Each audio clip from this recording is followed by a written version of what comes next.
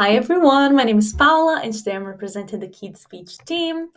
Our team, made out of teachers, an artist, and a psychologist, is designing solutions for voice interaction in digital environments for kids. They would be aged 2 to 6 years old, and what we realized was that most of the apps and games fail to use one of the most natural ways for children to interact, which is their voice. And that can lead to very frustrating situations when this option is either not there or not catered at all to their speech level, such Captain as Count, the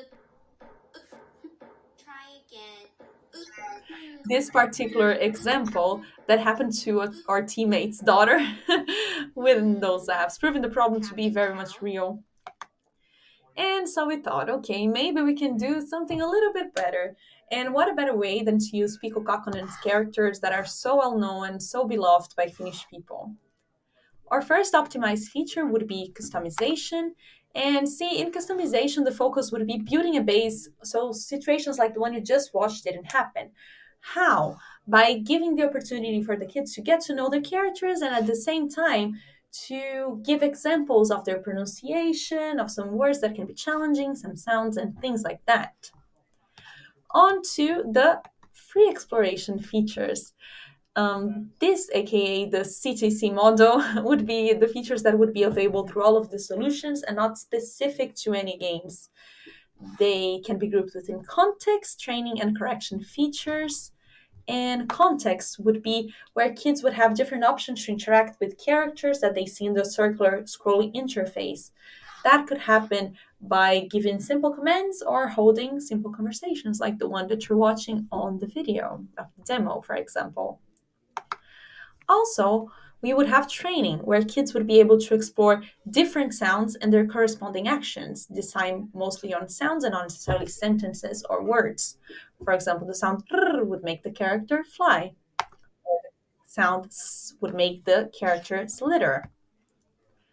Besides that, as good as we expect the understanding of the solutions to be, sometimes the interface is bound to misunderstand something said by the child.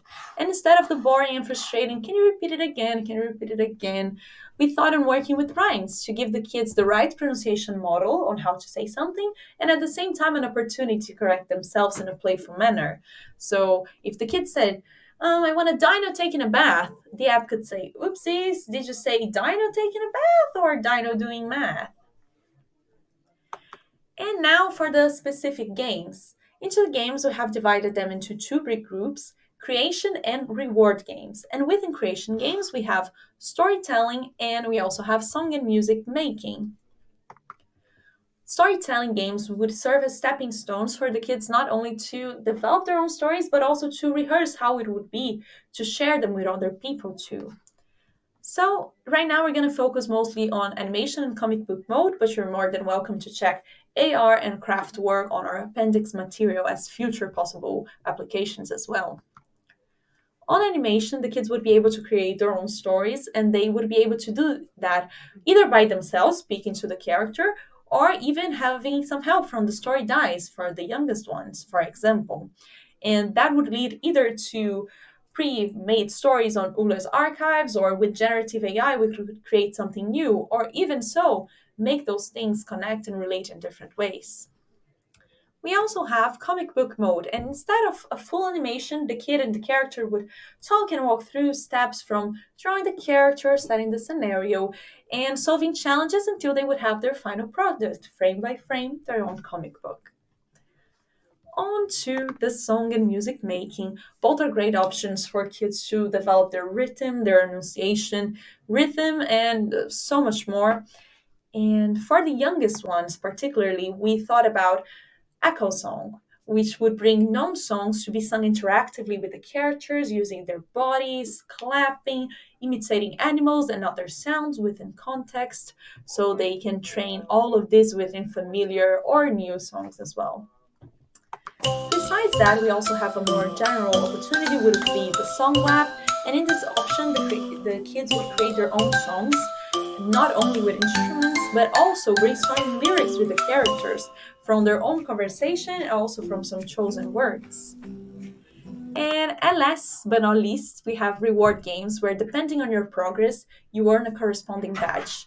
The badge is not focusing particularly on time, winning or losing, would stimulate the kids to appreciate the journey and to see that their effort is seen as well.